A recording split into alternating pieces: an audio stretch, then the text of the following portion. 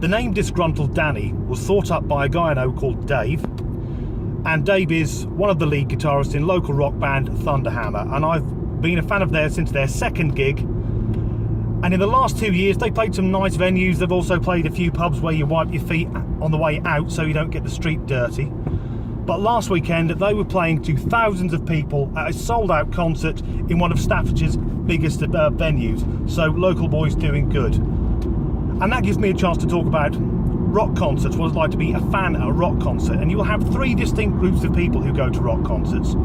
You'll have your regulars, your rockers, metalheads, people like me, will turn up wearing black, generally in packs, and we'll know each other. We're all very friendly despite our appearance.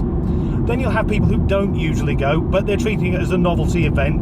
A lot of them will get dressed up. And yeah, fair enough, they'll have a fake tattoo sleeve on and a cut-off and a metal shirt and a pair of jeans. What strikes me as odd is they're going to a concert in fancy dress, going as me, because I look like that all the time. I mean, God knows what they do when they turn up at, say, a gospel evening, just turn up with a boot polish. I shouldn't fucking say stuff like that. And then you have your third group, which are the noobs. People who've never been to a rock concert before, and they try and blend in. And they are as obvious as if I were to turn up in a tutu and try and pass myself off as a member of the Moscow Ballet. Now, the weekend before, when I was in town, I had a look at what shirts were for sale in Primark. And sure enough, there were a lot of people in suspiciously new Guns N' Roses shirts with a slightly worried expression, because newbies always do look a bit worried. They're not quite sure what to expect.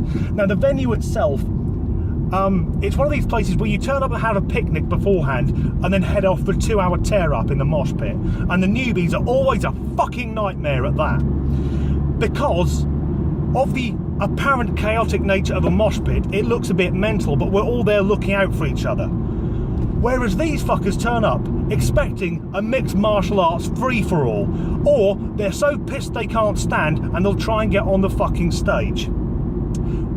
For God's sake, we're not American. Well, actually, one of our group wasn't American. But for me, there are a couple of odd standout moments. Stand-up moments because of their oddness. Before the concert started, I was up against the barrier, and a woman wandered up to me and said, are you in the band then? And I thought, if I were in the band, why would I be stood against the barrier at my own concert? I said, no. She said, it's just, you've got one of their shirts on. So I replied, well, I bought it, didn't I? This woman doesn't understand that, well, how t-shirts work.